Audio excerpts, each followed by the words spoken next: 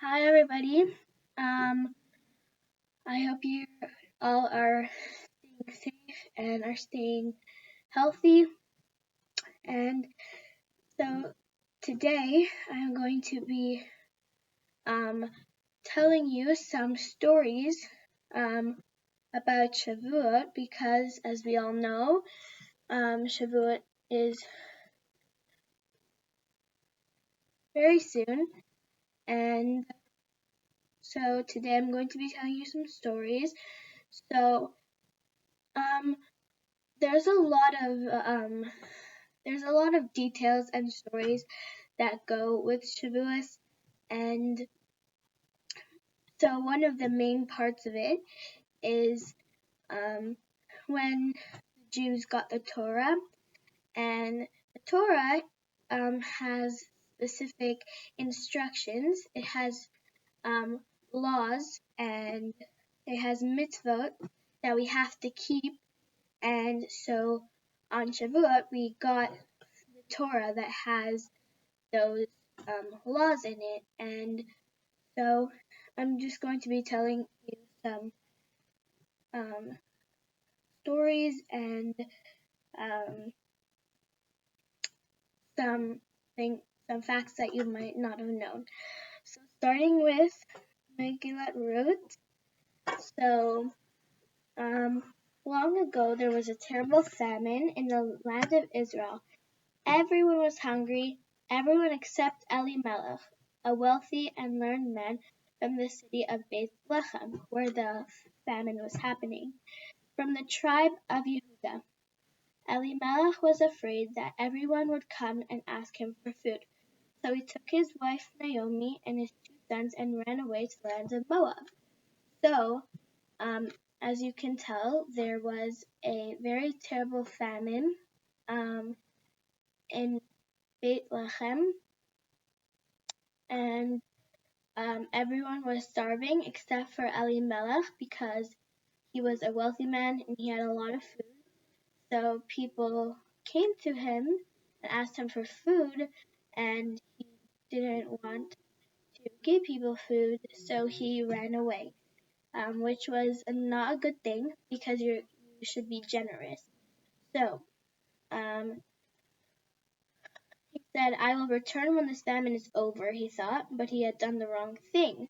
Um, and he was never going to come back because Hashem punished him and he died. So the king of Moab welcomed Elimelech. Elimelech was very pleased, but Hashem was angry. He was angry that Elimelech had run away from Bethlehem when, the famine, um, he ran away, and um, he was like very happy that he was welcomed in the new country, but Hashem was very angry with him because you should really be generous, and you shouldn't just care about yourself. And that's what Elimelech did. He didn't care that other people were starving. He just didn't want to help other people. So he was angry that Elimelech had not helped his people. Hashem decided that Elimelech must be punished, and soon after he died. So his sons married the daughters of the king of Moab, but 10 years later they died too.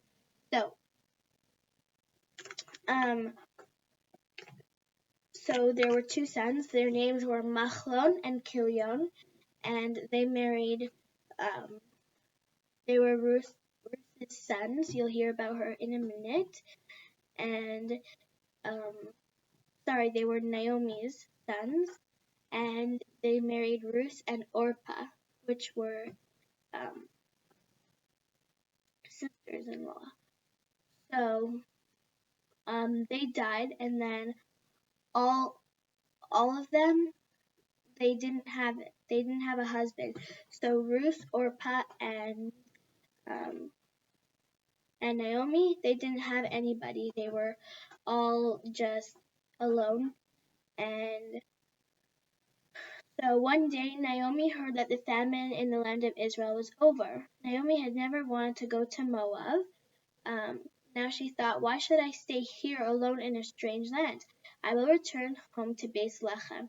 Her daughters-in-law Ruth and Orpah wanted to join with her. Go back, my daughters, instead, Naomi kindly. So Naomi doesn't want her daughters-in-law to come with her because she wants them to stay where they are. And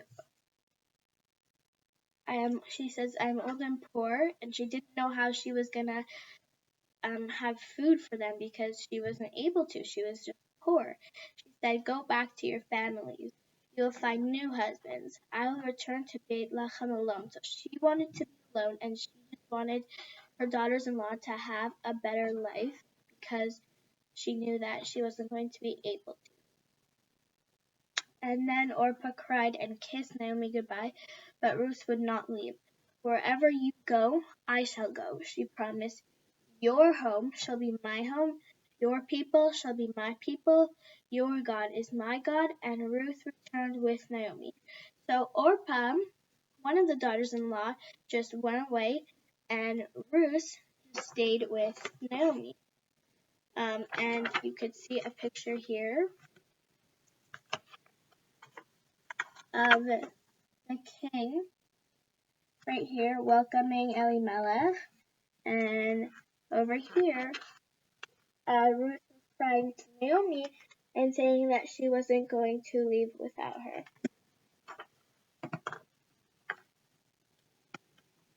So, next page. When Naomi arrived in Bethlehem, the entire town was in uproar. And she said, is this Naomi? Like how we didn't think she was going to come back. Naomi was she was so rich and beautiful. Like, look at her now. She used to be like very rich because she, had a wealthy family. And then her family died, and then now she just looks poor, and she doesn't look beautiful anymore, and she isn't. She doesn't look like she was before, and they say, look at her now. She looks so old and so poor. And they're asking, where is her husband and her children? Like, aren't they gonna come with her? But they died. So it was a time of the barley harvest.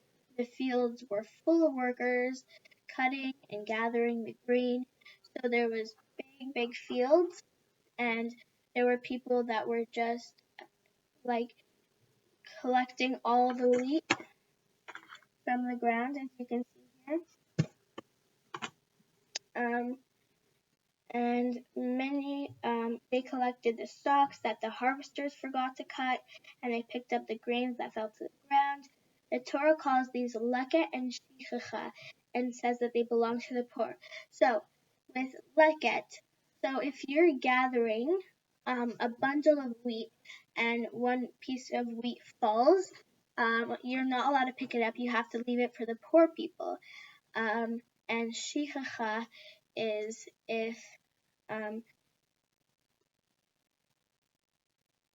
shichacha is if you forget a piece of wheat that you're not allowed to have it, and you have to leave it for the poor people. And then Ruth says to her mother-in-law Naomi, I too will go to a field and see if I can find grain. And nearby was a field that belonged to the wise and wealthy Boaz. Boaz was one of the judges of the people. He was also a relative of Elimelech and Naomi. When he saw Ruth in his field, he asked, who is this maiden? She is the Moabite girl who returned with Naomi, said his workers. Boaz saw that Ruth was modest and gracious and well-mannered. So she's very calm, and she had very good manners. And he said, stay in my field and gather as much grain as you need. You may also join my maidens during their meals, and there is water to drink and a place to rest. No one will bother you. Ruth thanked Boaz. You are very kind, she said. But I am only a poor stranger. Why have I found such favor in your eyes? I have heard of your great love and kindness to Naomi.